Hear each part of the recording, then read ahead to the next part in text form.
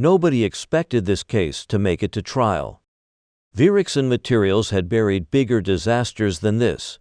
They had deeper pockets, better lawyers, friends in government. Everyone, from the legal aid office to the victim's own union REP, told Ms. Ramirez that fighting them would ruin her life more than the accident already had.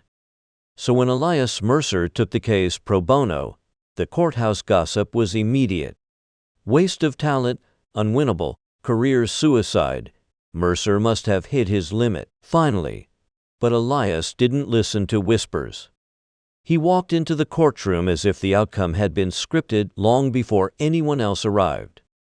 Marisol sat beside him, her wheelchair slightly angled so the jury could see her stiff, burnt hands. Her sweat beaded at her brow, though the room was cool, and her pain always showing on her face now. Elias advised her to not take any painkiller today, and it clearly showed. At the defense table, Virexon's executives looked bored. Their lead attorney, famous for dismantling environmental suits with surgical precision, tapped a monogram pen against a thick binder labeled Ramirez v. Virexon. The judge nodded at Elias. "You may begin your closing argument." He rose, straightening his jacket. He moved with precise, controlled movements rehearsed 1,000 times in 1,000 different cases. "Ladies and gentlemen," Elias began, "this case wasn't supposed to reach you." A flicker of surprise ran through the jury. Most cases like this don't. Virexon settles privately, or intimidates, or buries documents until the plaintiffs simply give up. Defense counsel jumped to his feet. "Objection, overruled," the judge said, tone ice cold. "Continue, Mr. Mercer."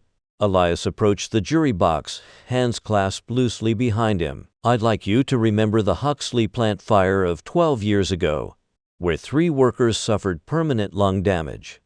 Their lawsuit mysteriously evaporated after the company claimed the workers misused equipment." A juror's brow tightened. They all remembered that one. Elias didn't pause. "And the Warrendale spill that happened USD 2 years ago. 15 people were hospitalized. 3 of them are still in a coma." Virexon argued that the victims had unknown pre-existing conditions, and they settled for pennies compared to the harm done. He let the words sink in, then continued, "And now, Marisol Ramirez?" He turned towards her. She shrank slightly, unused to being at the center of so many eyes. An experienced technician with a decade of experience, a mother, a woman who followed every safety protocol given to her. But the gear she relied on, the gear Virexon promised would protect their workers, was cheaply replaced to save the company a yearly expense roughly equivalent to the bonus of one executive in this room. The CEO stiffened, and it didn't pass unnoticed. Elias placed 3 documents on the evidence rail. "These are internal supply memos, cost-cutting projections and quality downgrade approvals, all approved and signed." The defense counsel rose again. "Objection. Character assassination. Sustained." The judge glanced at Elias. "Tone it down." Elias inclined his head like he didn't really mean to, but the damage was done. He approached the jury again with slow steps and clear eyes, the picture of confidence, of justice. Marisol lost more than the ability to walk unaided. She lost the job she spent years mastering. She lost the independence she used to have to care for her children. She lost the nights without nightmares and the dignity of living without fearing that every movement will bring another wave of unadulterated pain. Marisol swallowed hard, while a tear slipped down her cheek.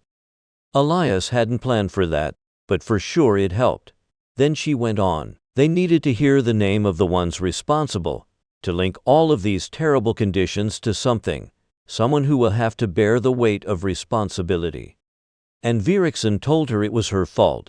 He let that hang inside of him. He had trouble controlling his disgust, his repulsion to the predictable greed of powerful men. He didn't fault them for cutting cost or taking advantage of their employees. In this world, it was anyone for themselves. No, he hated the smug certainty that they would escape consequences while doing nothing. If only they had paid her an extra penny. They wouldn't find themselves destroyed by the press and bled dry by the jury. Incompetence, all of them. He played this game so many times. He was sick at the ritual of pretending that justice was blind, while everyone knew it wore a price tag. And at how easily the world applauded him for merely nudging the scales a fraction closer to fair. He hated the system's hypocrisy. He hated the ease with which people swayed their judgment based on feelings. But more than anything, he hated the shallow awe that followed his victories. But outwardly, Elias's voice softened and finished with giving them the illusion of having control. You have the power to tell her that what happened mattered, that the pattern ends here. They couldn't control anything. They were just marionettes, dancing to a tune. He stepped back, giving them space to absorb the words. Fine for the plaintiff.